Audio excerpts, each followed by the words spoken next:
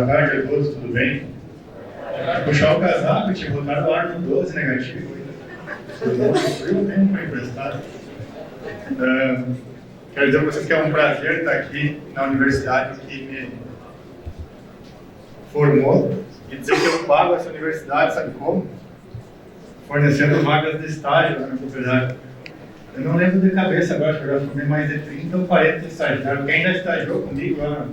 Agora levanta a mão, hein? Quem já estagiou aí, ó. Aparece no meio da galera.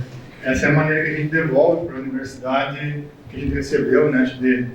De oportunidade de estar aqui dentro, de ter estudado aqui e hoje também está podendo aqui compartilhar um pouquinho do nosso conhecimento. Eu trouxe, o Alencar me desafiou a montar uma palestra. Ele falou que eu ia palestrar. Eu peguei uma palestra lá, ajeitei, juntei os dados, deu 75 slides. Eu liguei para ele, não, tu vai ter 20 minutos. Eu peguei, passei para 42 slides. Eu cheguei aqui e falei para ele, quanto tempo? Começou a atrasar, era 11h30, pedi, não, uns 10 minutos. Eu fui lá, não fui nem almoçar, comi um sanduíche aqui, cortei mais 22 slides, botei 20. Você imagina como tu vai contar uma safra em 20 slides? Não tem como, né? Eu já peguei os dados que eu tinha, apaguei metade, transformei em foto e tentei trazer, pelo menos, sintetizar. Porque aqui, antes de mim, falaram pessoas que têm alto gabarito, alto conhecimento, né? Trouxeram gráficos, dados, pesquisa, informação. E todo produtor rural ele tem um pouquinho também, né, de pesquisador, médico e louco, né? Ele opina meio de tudo. Sabe remédio para dor, né? Dá umas variadas de vez em quando e faz pesquisa na propriedade. Então eu trouxe hoje um pouco da nossa experiência com água e nitrogênio. Desafio, né? Falar sobre água e nitrogênio. Mas eu quero falar sobre o tema da minha apresentação. Sistema antifrágil para a cultura da soja. O que é o antifrágil? Alguém sabe? Quem já leu o livro Antifrágil sabe. No livro fala que o resiliente é aquele que apanha, toma soco e não cai. Esse é o resiliente. Tipo um boxeador bom, né? Apanha e não cai, resiliente. É igual o produtor.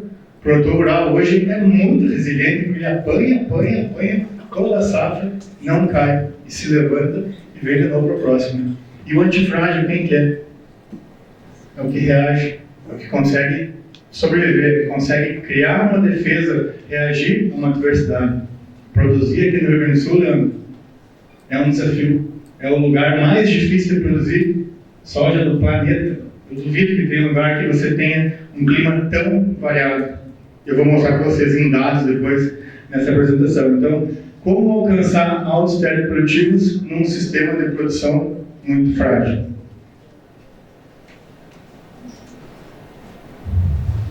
Então, a minha formação é pela Universidade Federal de Santa Maria, sou engenheiro agrônomo aqui pela UFSM, fiz uma especialização em produção de sementes de alta performance na Federal de Pelotas, também um curso de graduação. Já fui 2 vezes campeão nacional de máxima produtividade de soja pelo SESB, em 2013 e 2019 na categoria irrigada. Em 2016 fui campeão Sequeiro Sul. Em 2021 eu fui vice-campeão nacional, ninguém sabe, né? Porque o vice-campeão, sabe quem ele é? É o primeiro derrotado. Eu, ano passado, acho que eu fui vice-campeão do Soybean Moneymaker, não lembro, em algum das classificações, mas eu não sou vice-campeão, sou o primeiro derrotado. O grande campeão é sempre o mais lembrado. Brincadeiras à parte, a gente sempre está tentando se desafiar, produzir mais e raspando ali na ponteira. Tenho uma empresa de consultoria também, já fazem 8 anos, desde 2016, e atualmente sou diretor técnico da Sementes Aurora, uma empresa que produz sementes em Cruz Alta, aqui próximo da Universidade de Santa Maria. Então eu estou à frente dessas 2 empresas aqui, que eu toco com muito orgulho, ligadas ao agro, que produz além de alimentos, sementes para o mundo.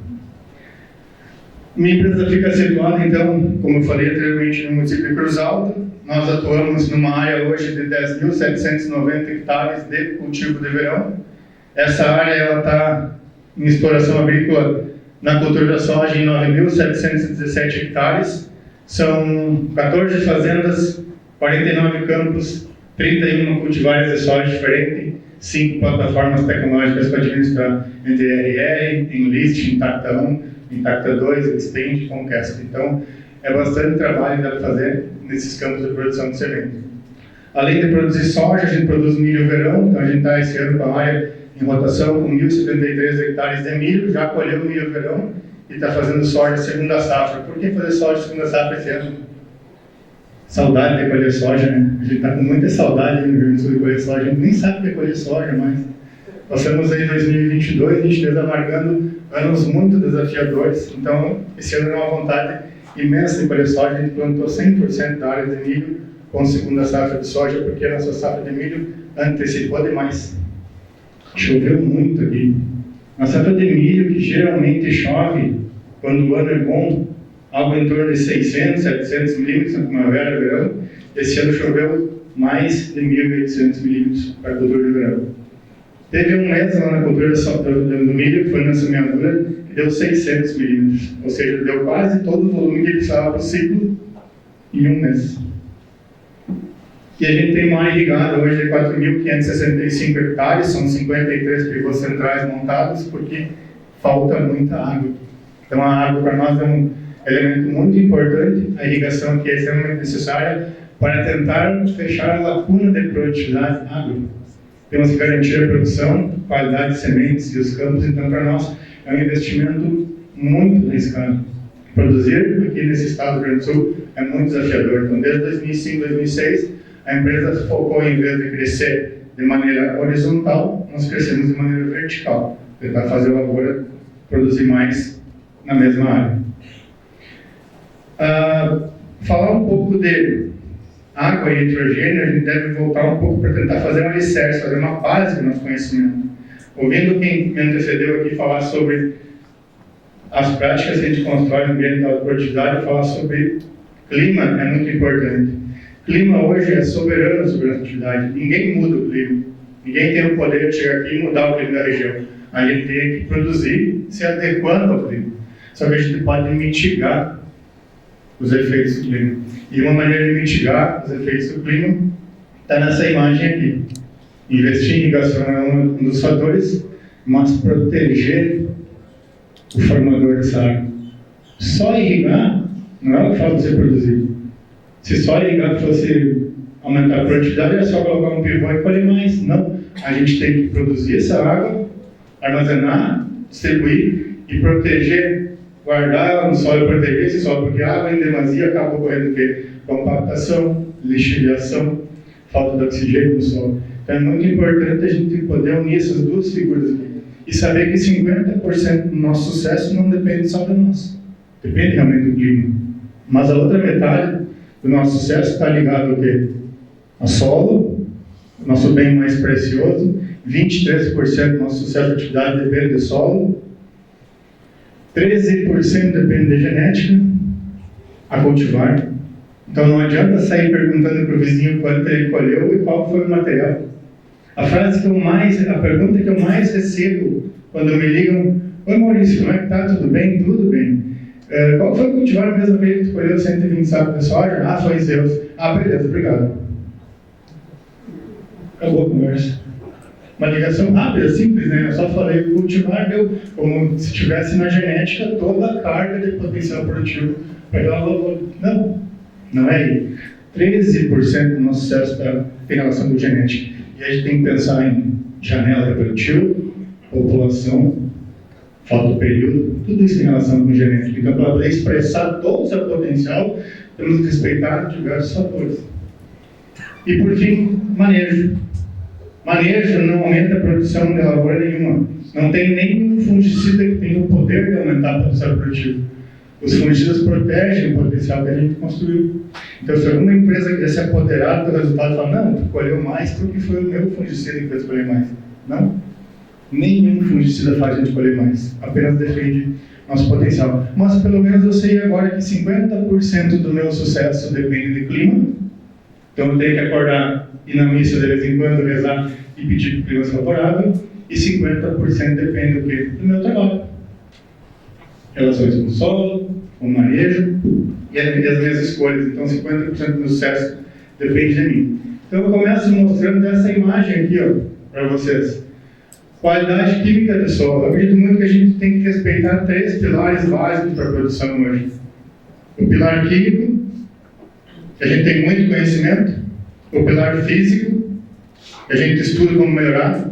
e o pilar biológico, que é uma ciência que está vindo de forma avassaladora acima da gente. O pilar químico é básico, olha aqui essa imagem, esse gráfico eu extraí da literatura, mostrando as faixas de pH de solo e a disponibilidade de nutriente. Vi a colega falar hoje de um adubo premium para usar na lavoura de soja. Então tem muito produtor que não faz o básico. Não corrige pH. Como tu vai aproveitar um fertilizante de alta performance, uma genética responsiva para correr mais de 6, 7 mil quilos, se eu não contribuo com o meu sistema para a elevação do meu pH? Então, a calagem, além de neutralizar esse despotencial dos nossos solos, promove a máxima eficiência econômica dos fertilizantes. Se eu quero aproveitar mais o meu fertilizante, eu devo primeiro corrigir meu solo. Ou se eu quero colher mais antes de adubar mais, eu posso parramar calcário. Já estou fertilizando meu solo. Em anos de crise de fertilizantes, quem não foi lá e investiu mais em calcário? Tá certo? Nós passamos por crises aqui de fertilizantes há 2 anos atrás. Até as primas foram 5, 6 mil reais na nota, coisa que a gente nunca tinha visto. Hoje o mercado recuou. Então a gente deve começar por aqui, ó. Irrigação branca, calagem, adoção de fontes de cálcio que promovem sistema radicular profundo. Isso é investir em água no solo. Então, quando o Lecar falou, cara, fala sobre água e nitrogênio. Para falar sobre água, eu tenho que falar sobre um elemento muito importante, talvez mais importante que a água. Qual que é o nutriente mais importante para a planta depois da água? Oxigênio. Sem oxigênio, a planta não consegue nem absorver água, porque a planta pode estar em solo encharcado, cheio de água, e morrer de falta d'água dentro d'água. Então, o oxigênio é muito importante para nós termos. Construir ambiente radicular profundo faz com que a gente aumente a caixa d'água do nosso solo. Então, a coisa mais básica que a gente tem a fazer primeiro para começar a conversar sobre alta produtividade é corrigir pH de solo, neutralizar alumínio, distribuir melhor o cálcio e o magnésio e depois começar a botar as coisas em equilíbrio.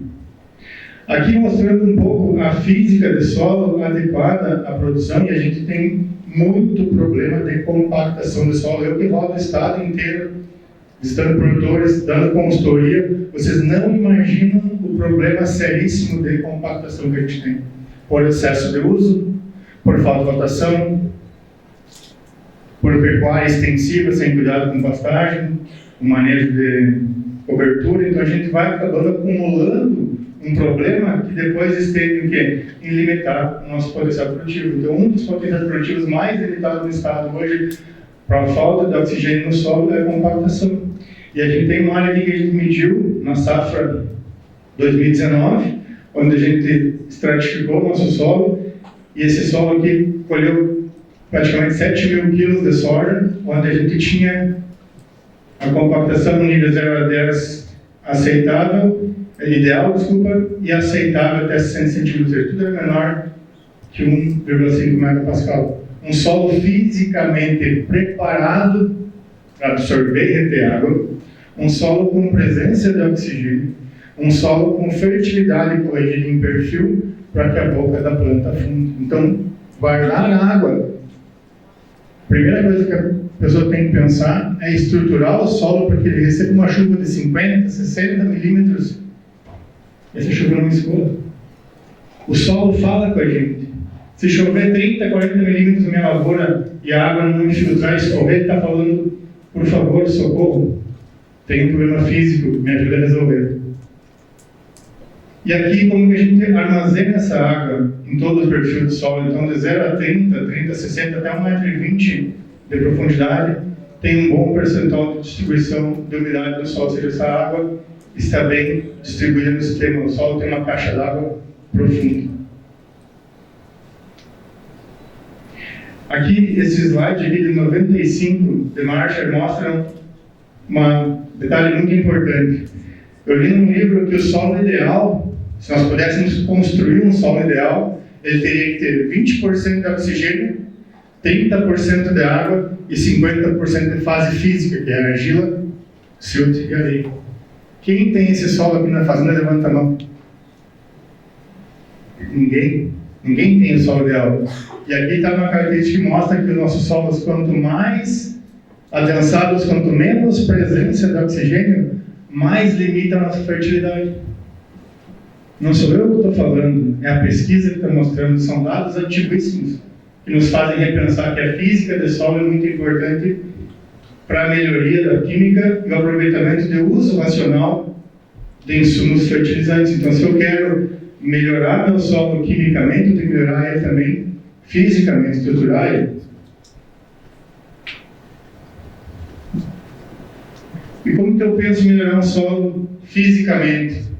Vi a imagem do colega mostrando a aplicação de subsolador em área compactada. Eu já fiz isso por muitos anos no trabalho de pesquisa, antes de fazer em área total. O primeiro ano, perfeito, explode produzindo, porque tu injeta um nutriente muito importante no solo quando tu escarifica o solo. Injeta oxigênio, corrige cálcio, magnésio e profundidade. No segundo ano, a produção equaliza. No terceiro ano, ela começa a descer.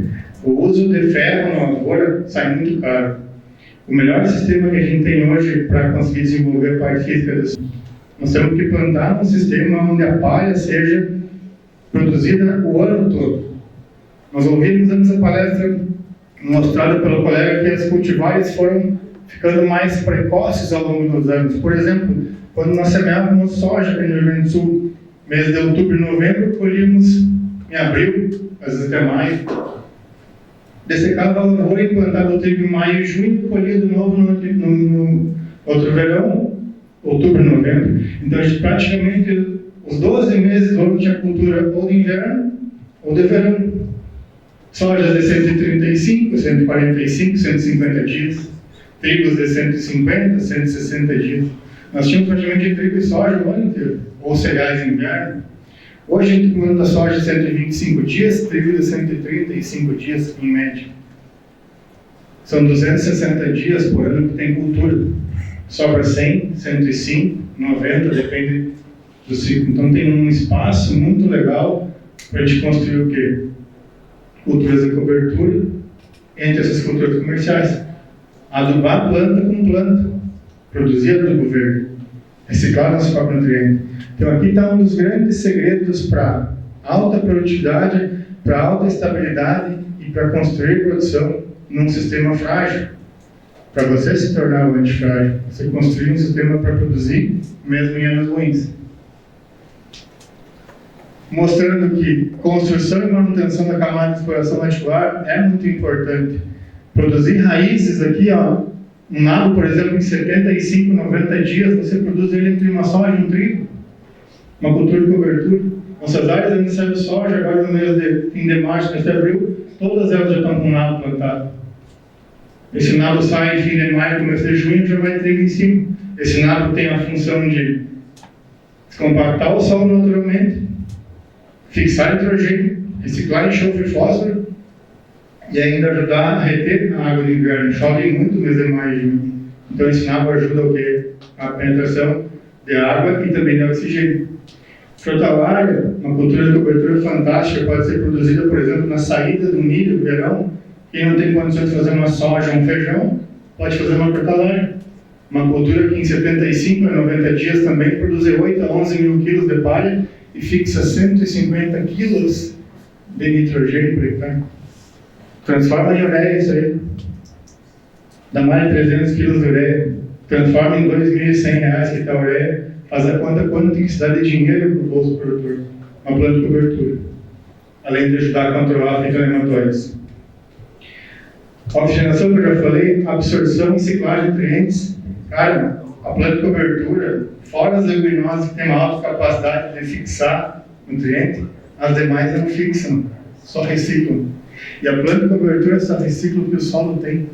Ela não cria nutriente. Então, se vocês têm uma fertilidade já construída, vocês têm um potencial de agricultura já desenvolvido, vocês têm um solo rico, porém talvez nutrientes perdidos, como enxofre, que desce profundidade, potássio, vai mais no fundo do perfil, vocês conseguem trazer eles de volta para cima na camada do leito de semeadura e devolver para a planta na forma orgânica, na forma mais fácil de absorção. Então, Uma maneira que você tem de reciclar o seu próprio solo é usar planta. Essas raízes estruturantes aqui conseguem ciclar para você. Ativação biológica, né? Eu falava antes, os micro-organismos benéficos do solo só conseguem sobreviver em solo vivo, não vive em solo morto. Então a gente tem que estar produzindo sempre biomassa, ter planta viva e planta morta o ano todo na propriedade. E por fim, aumentar o quê? Matéria orgânica. Falar de nitrogênio e matéria orgânica tem tudo a ver. Se eu quero ter mais nitrogênio disponível na minha planta, tem que ter uma matéria orgânica. Matéria orgânica segura a água também. É indicador de qualidade do solo. Quanto maior o teor de matéria orgânica no solo, maior a qualidade. Sabe quanto que é a matéria orgânica original da nossa região? Quem mora em Cruz Alta e Tupanciretã, sabe da região de Itatu, 1,2%, 1,1% há 30, 40 anos atrás. Sabe quanto está a matéria orgânica dos nossos solos hoje? 13,2 a 13,5 em média das lavouras jamais estruturadas. Isso é muito trabalho. Porque para te aumentar 0,1% de matéria orgânica nesse tipo de ambiente temperado, nós precisamos acumular no mínimo 11 mil quilos de matéria seca em média. Alguém já fez a matemática de quanto acumula de matéria seca por ano na sua propriedade? Se seguir plantando soja e aveia, que são as culturas mais difundidas na região, nós vamos acumular talvez com uma soja 4 mil quilos, em média, uma aveia bem feitinha, a capricho, uns 5 mil quilos. Então, entre soja e aveia, a gente consegue acumular 9 mil quilos de matéria seca por ano. Só que o meu sistema consome 11, falta 2 na matemática. Então, a cada ano, em vez de eu estar acumulando matéria orgânica, eu vou estar consumindo um dos indicadores mais importantes do meu solo. Então, se eu quero aumentar o teor de matéria orgânica, eu tenho que fazer uma matemática que sobre palhada, que sobra carbono nesse sistema. Aí a importância do uso das plantas intercalares. Olha só a cor desse solo aqui na minha mão. Esse é um solo que mudou de cor pelo aumento do teor de matéria orgânica. Nosso solo lá ele é vermelho e amarelo. E ao passo que ele vai para matéria orgânica, ele começa a trocar de cor. E aqui a cultura de ervilhata covageira, uma cultura fantástica que, além de fixar nitrogênio, aporta muito carbono também no solo. Então aqui um pouco de imagens dos nossos cultivos, onde a gente faz aqui essa integração de culturas de cobertura com culturas comerciais, tentar fazer uma soja 4 mil quilos, mais um trigo 6 mil quilos, mais um nabo de 5 a 6 mil quilos, 6 mais 6 dá 12, com mais 4 dá 16. Opa, com 16 mil quilos ainda está sobrando 5 no meu sistema. Meu balanço está positivo, então essa cultura aqui de verão, soja, trigo com um nabo no meio, está positivo. O que a gente faz? Depois da colheita da soja, faz o plantio do nabo, deixa 65, 70 dias vegetando, desseca e rola e faz o plantio de trigo na sequência. Aproveita o nitrogênio do nabo nesse balanço, a gente contabiliza esse N como nutriente e diminui o aporte, talvez, de adubação de base. Então, esse N entra junto no sistema como adubação verde. Aqui também um pouco das culturas de cobertura pré-trigo e pré-milho. A gente usa algumas de forma isolada e algumas em sistema de mix. Então, tu começa a ficar apaixonado por planta de cobertura quando tu começa a usar, né? Algumas têm um ciclo curto para conseguir encaixar em certas operações, outros podem ter um ciclo um pouco mais longo. A ervilhaca é um pouco lenta, então ela precisa de tempo para desenvolver. E aqui a gente tem um mix mostrando o efeito de gramíneas, crucíferas e leguminosas. A gente tem 3 aveias, 2 ervilhacas e um nabo nesse mix. Geralmente os mix pré-milho a gente trabalha 110 dias de ciclo. Então deixa o período inteiro de outono, uma parte do inverno, desseca a lavoura em julho e planta milho no mês de agosto. Olhem só o efeito cultural dessa planta de cobertura. Essa planta aqui está com, se eu não me engano, aqui está com 65, está com 45 dias de desenvolvimento, já está o solo fechado, protegendo de planta daninha, regulação térmica, evitando erosão e ciclando nutrientes. Aqui um pouco das culturas de cobertura com algumas plantas de verão. Esse aqui é um mix que a gente usa pós-milho pré-trigo com milheto e braquiária. Então a gente está trazendo culturas importantes, gramíneas que têm alto poder de raiz, para tentar afundar mais, comprar mais potássio colocar mais oxigênio no sistema, descompactar o solo e produzir mais biomassa. Esse mix aqui, em 95 a 100 dias, pode deixar até 14 mil quilos de palha. Esse mix aqui faz o serviço de um ano inteiro para manter a matéria orgânica sozinho. Então, venha de um milho, por exemplo, um milho sequeiro irrigado, que deixa de 12 a 14 mil quilos de palha, coloca um mix com milheto, braquiária, aveia, nabo e ervilhaca, posso produzir de 11, 12 a 14 mil quilos, e depois eu planto um trigo de 6 mil quilos. Milho 12, mix 11 a 14, mais 6 mil quilos de trigo. Façam a conta, dá 30 mil quilos para aumentar 0,2% de matéria orgânica em um ano. Isso sim é a rotação de cultura com a introdução da planta de cobertura. Né? Ciclagem de nutrientes, proteção do solo e aqui depois é rolado e plantado. 4 a 5 centímetros de palha. Assim que você produz nitrogênio e assim que você guarda a água no solo. Olha só como fica o plantio. A gente dessecou só a gramínea 30 dias antes de plantar, então a gente está semeando trigo, está ali no trigo semeado.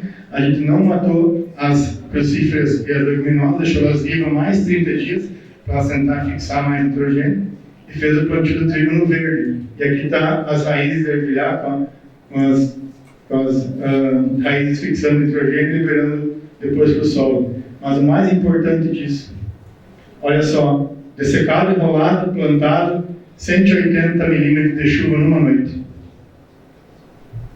Olha o trigo como é que ficou. Quem salvou essa lavoura? A palha. Só quem já plantou uma lavoura de trigo, tomou uma chuva pesada dessa, sabe o quão perigosa ela é. E nosso terreno com topografia inclinada, com solo frágil, o solo na região mais alta tem de 25, 30 a 40% de argila, sem cobertura é impossível produzir. Então a cobertura tem esse efeito protetor, que garante que a gente vai produzir mesmo nesses anos desafiadores.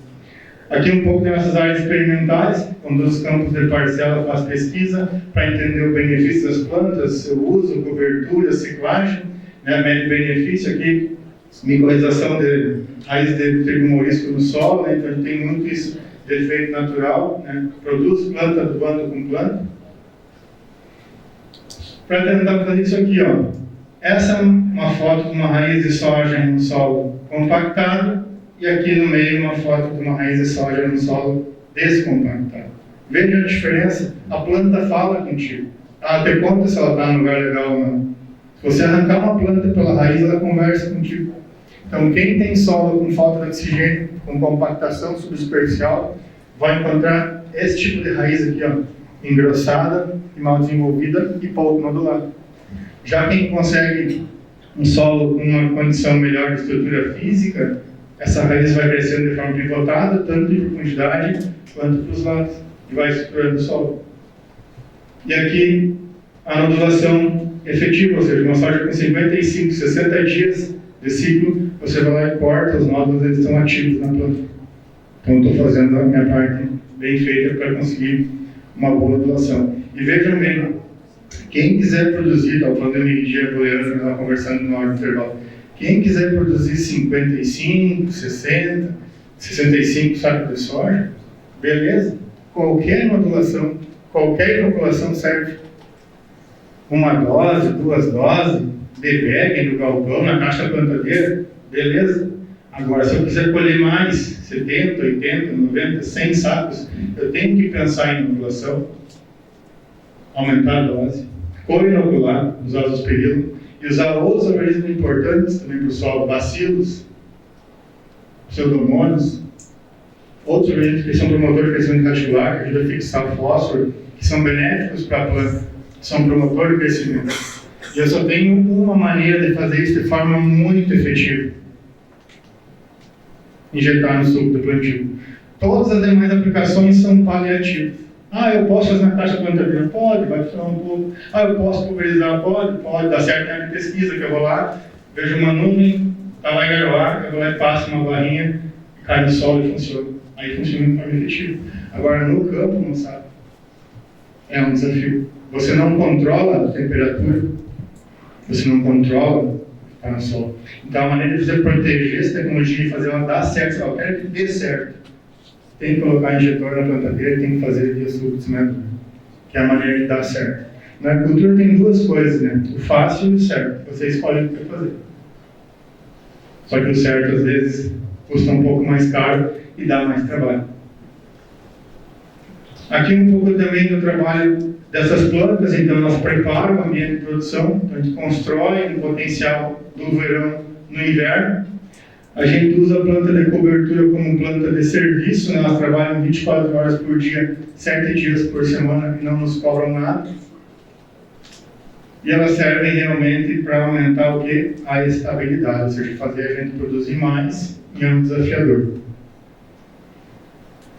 Como que eu transformo isso em resultado? A gente mede, cada parcela que a gente faz, mede todos os nutrientes totais ciclados. Aqui é uma imagem de uma das parcelas que nós medimos no ano 2021, se não me engano, nós tínhamos mais de 40 parcelas em pesquisa.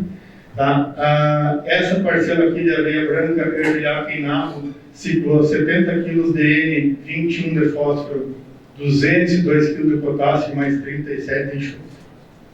Façam a conta quanto isso dá em cloreto de potássio, sulfuro, ureia, super simples, super trigo, não sei calcular. Né? Isso é muito dinheiro. E é dinheiro que é de vocês. Aqui, essas mesmas parcelas um pouco mais estruturadas, mostrando o quanto que em reais foi ciclado. Transformei esses valores na semana passada. Peguei valores médios de mercado de superfosfato triplo, cloreto de potássio e ureia branca comum. Nessa parcela aqui, primeira, que ciclou quase 5 toneladas de nabo e aveia branca, nós temos aí R$ 1.950 retornados ao sistema que as plantas compraram de volta do solo ou fixaram na atmosfera.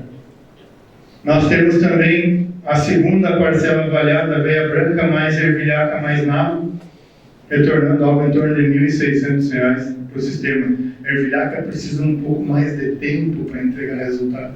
Por que o nabo entrega mais rápido? Ciclo mais curto. Talvez se eu deixasse esse mix mais tempo no campo, entregava mais fitomassa e mais nitrogênio, devido à precocidade melhor do nabo pela sua ervilhaca.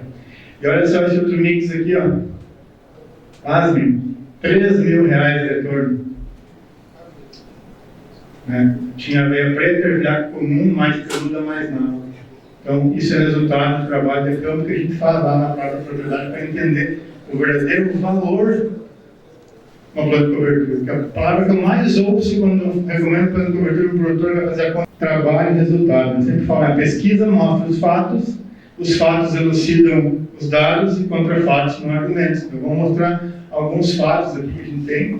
Essa pesquisa aqui foi do ano safra 2021, cultivo verão. No inverno a gente semeou 23 parcelas de planta de cobertura. O pessoal da equipe Field Crops esteve visitando a gente, acho que no ano passado, né, Carlos? Já estavam outras parcelas semeadas no ano anterior, onde a gente fez as parcelas com 30 metros de largura e 300 de comprimento.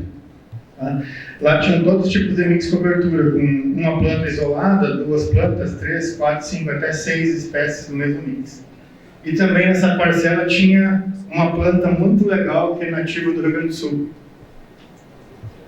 Quem conhece aqui a planta de cobertura que vem de graça para o gaúcho todo ano? Que nasce quando quer e morre quando não pode. Quem falou antes na palestra que o azevém, a gente não sabe se está falando mal do bem, né? Foi tudo, né, Bertol? Pois é, para mim, o azevém é a planta mais do mal que existe, porque ela vem quando eu não quero, está colhendo soja em azevém no meio das vinhas, às vezes atrapalhando a colheita. E quando está lá em setembro, que eu preciso fitomáximo, eu quero bastante palha para me entregar para o verão, ela está o quê? Pura doença e morrendo. Então, o azevém é a planta daninha mais importante do Rio Grande do Sul. A gente tem que tentar combater ela para conseguir estruturar o quê? As plantas de cobertura. Então, nessa área, a gente semeou 23 tipos de mix e uma das parcelas nós plantamos azevém. Nós pegamos o melhor azevém que nós tínhamos na nossa classificação de aveia, aquele azevém que sai da panela 1 milímetro, pegamos um saco de uma semente, fez um mix gaúchão.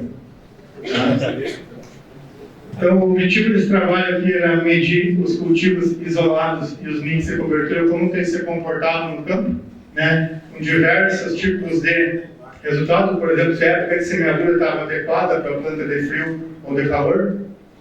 A densidade populacional, ou seja, se aquele ajuste de taxa de uso estava sendo bom para aquela planta de cobertura ou não. A associação de espécies, de quais que eu estou misturando uma com a outra, se tem um benefício misturar, se ela é muito antagônica, se ela abafa, não abafa o índice de cobertura. Qual que era o índice de cobertura, ou seja, quanto que ela fechava o solo rapidamente para evitar fluxo de planta daninha, que é muito importante controlar a uva, no touro, poaia, né, os capim, pé de galinha, às vezes aí nascendo, caruru, então tem que vir rapidamente esse mix para segurar as plantas daninhas. Então é muito importante, depois do leite de soja, fazer um manejo de secária, capricho, e plantar a planta de cobertura como se fosse uma lavoura comercial. A planta de cobertura em mix, ela exige que você faça um manejo de forma antecipada. Se você semear um mix numa área sem dessecar, nasce o que você quer e o que você não quer. E depois que nasce o que tu não quer no meio do que você quer, ninguém mais controla, porque ele tem gramínea, crucífero, leguminosa, não tem herbicida que controle de forma seletiva. Então é muito importante limpar a área. E no final, a produção de matéria seca, fitomassa. Tá, Maurício, mas o que adianta produzir esse monte de palha? Isso dá resultado? Nós vamos pegar esse trabalho aqui, isolamos ele na cultura do milho verão. Nós plantamos milho, essa parcela aqui, então, ela tinha 30 por 300, a gente semeou milho atravessando todas as parcelas. Mesmo híbrido, mesma adubação, mesma cobertura nitrogenada, teve o mesmo regime de chuva, tudo igual. Não mudou nada, só mudou o quê? O assoalho, o chão. 195 sacos de milho para 231 sacos. Olha quem estava lá na ponta, lá, junto com o Rubinho Barrichello. O Azevedo. Foi a planta de cobertura que menos contribuiu para o sistema e a cobertura mais usada no Rio Grande do Sul. Inverno. E a cultura de cobertura que mais, uma das que mais respondeu à produtividade da aveia preta, ervilhado com nabo com aveia preta. Todas as culturas de cobertura aqui nessa faixa mais alta. E eu fui buscar nos meus dados, que estavam falando muito sobre efeito cultural no ano posterior, aporte de N. Eu peguei esse mesmo trabalho aqui que a gente fez de 2021 e peguei a safra 22 na sequência. A gente teve a diferença de 36 sacos de milho aqui, né? Afinal deu errado, né? Quanto, né? 30 a mais. E olha só, soja no verão seguinte. 41 sacos de soja em cima da parcela de azevém e 48 sacos de soja na parcela de ervilhado com aveia, mais 7 sacos de produção efeito somatório no verão posterior. Olha só agora que interessante, a gente assistiu a tua palestra, mas eu comecei a transformar milímetro de chuva disponível para quilo transformado de soja. Na minha região, em média, cada produtor consegue produzir de 5 a 6 quilos de soja por milímetro disponível. Faça uma conta. No ano 2021, para a cultura do milho, foi um ano bom de chuva, choveu 839 milímetros. Então nós tínhamos uma produção potencial de mais de 5 mil quilos de soja aquele ano. Porém, a gente tinha milho na área. No ano posterior, quem lembra da seca de 2022, nós pegamos 262 milímetros de chuva em 5 meses de ciclo da soja. Sendo que deu uma chuva de 110 milímetros em janeiro, uma chuva só, no dia 4 de janeiro. Então, imagina, quase metade do volume de chuva deu em um mês num dia. E o restante foi dando pingado para não matar o gaúcho, 5 milímetros, 10 milímetros, 8 milímetros, 15 milímetros. Acho que a maior chuva que deu lá foi 20 milímetros. Mas somou 262. Se eu pegar 262 e for fazer a conta para 48 sacos de soja, eu produzi quase 11 quilos de soja para cada milímetro disponível. Quem que vocês acham que faz a diferença nesse trabalho? O manejo, as plantas de cobertura, elas seguraram o sistema. Óbvio que tem fertilidade, tem genética, tem oxigênio, tem água, mas as plantas estruturaram o solo. O trabalho de manejo fez essa diferença de que em média se colhe de 5 ou 6 milímetros. E esse ano agrícola em Cruz Alta, de quanto que foi a média do município que planta 95 mil hectares de soja? 31.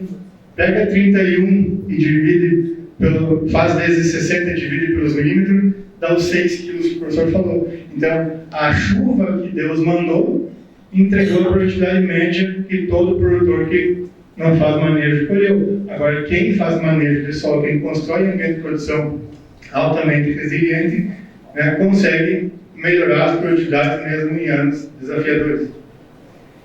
Aqui um pouco do trabalho que a gente faz medindo de saúde de solo, só por curiosidade vocês verem, a gente mede o ciclo do enxofre no solo através da liossulfatase, então faz em cima de cada parcela de trabalho a mensuração, ver quais as plantas de cobertura melhor entregam o resultado em cima do ciclo do enxofre, e também que verga a glicosidade, que mede o ciclo do carbono no solo. A gente também tem bastante trabalho ver quais as plantas que mais entregam. Olha só o milho aqui, ó, milho comercial, é a gramínea que tem o maior potencial de produzir carbono. Depois do arroz e da braquiária, o milho é a terceira planta que mais produz carbono. A primeira é a braquiária, a segunda é o arroz, a terceira é o milho. Tá aí, ó. Depois que a hortalária, a aveia ucraniana, uma aveia fantástica chamada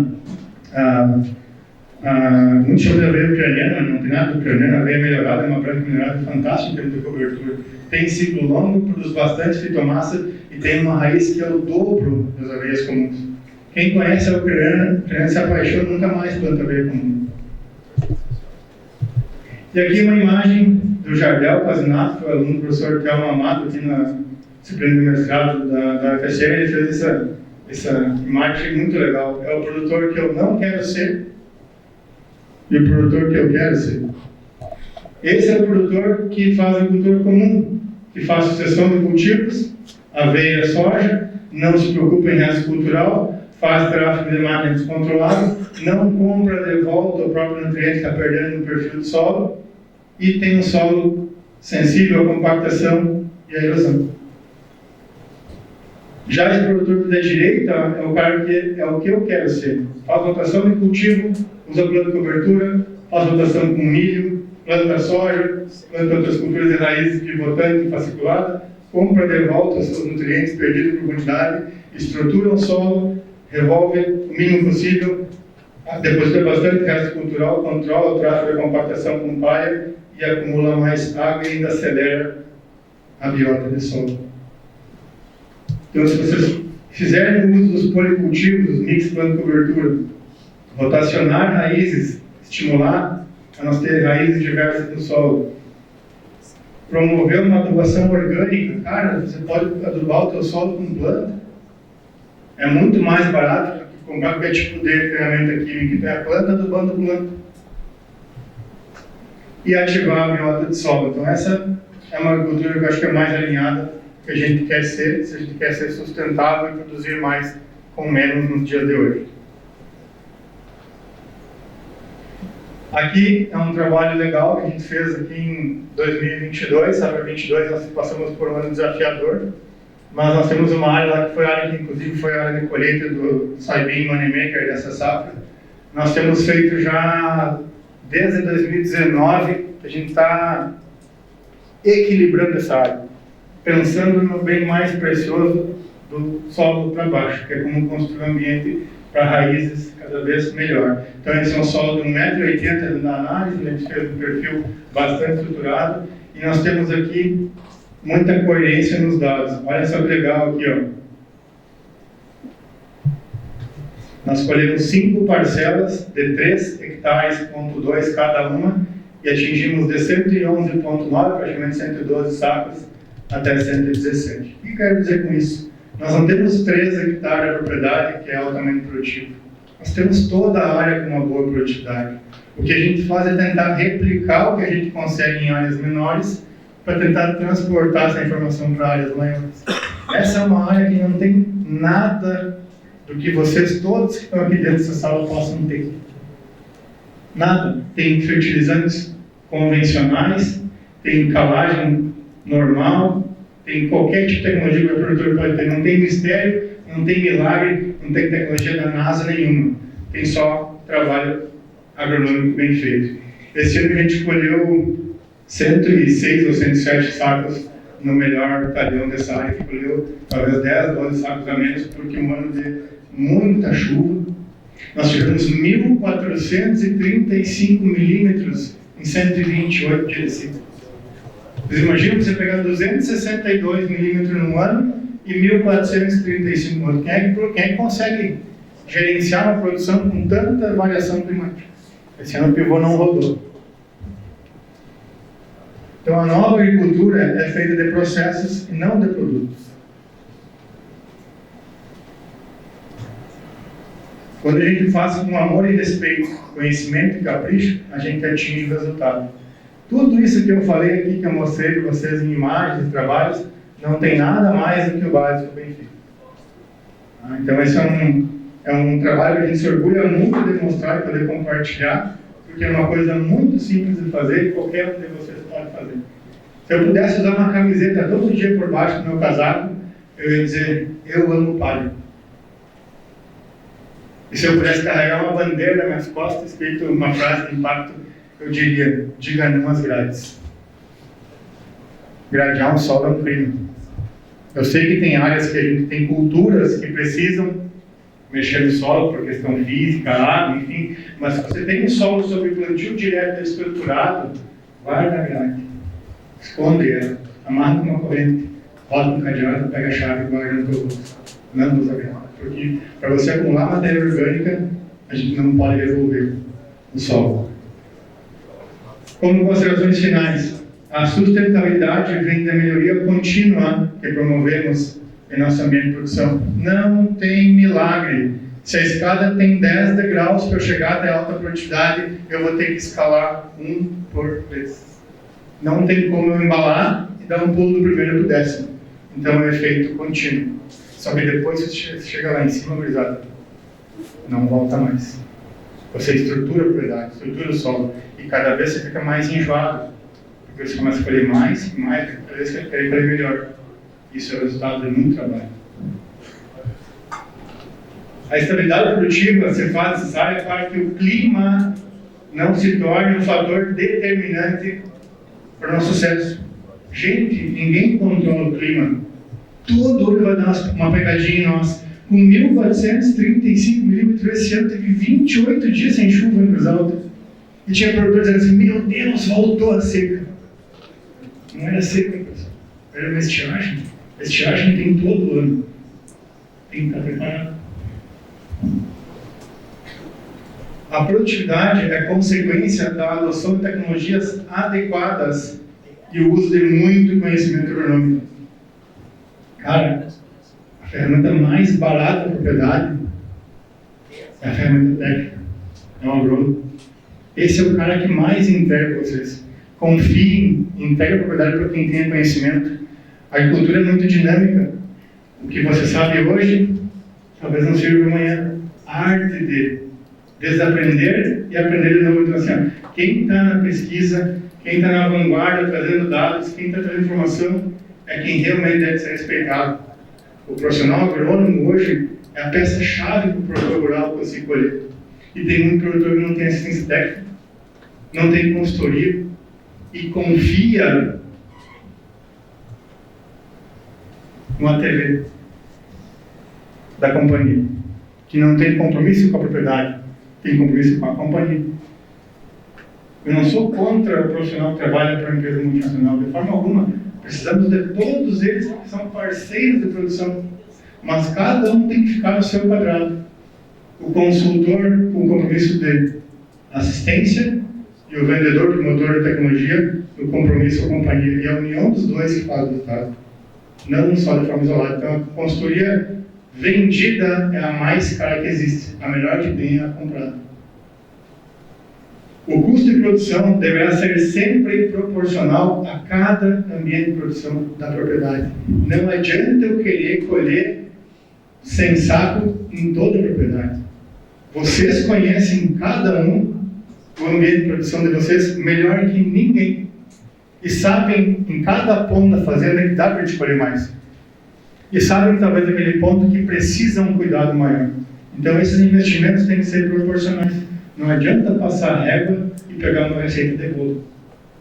Tem que fazer, para cada talhão, um manejo. Quem escolhe a cultivar de soja não somos nós. É a área que eu vou semear. Fica aqui meu muito obrigado. Meu contato aqui da rede social, para quem não é meu seguidor, tem bastante trabalho, vídeo e dicas de consultoria. A gente também tem um canal no YouTube que fala bastante de planta de cobertura. Quem quer aprender um pouquinho mais sobre esse mundo da planta de cobertura, está lá, é só entrar no canal. é de graça, não paga nada, está disponível para vocês. Então, fica aqui meu eterno agradecimento à equipe Field Pro, ao professor Alencar, que é nosso parceiraço de pesquisa, a todos vocês que dedicaram um tempo para estar aqui hoje. Peço desculpas pelo exceder dos minutos aí, mas acho que é um momento de bastante emoção que a gente tem que estar voltando aqui na universidade, saber que está contribuindo um pouquinho no nosso conhecimento de campo e dizer que as portas da Sementes Aurora estão abertas. Se algum dia alguém quiser nos visitar lá e conhecer um pouquinho do nosso trabalho, serão sempre bem-vindos. Tá? Obrigado e até a próxima.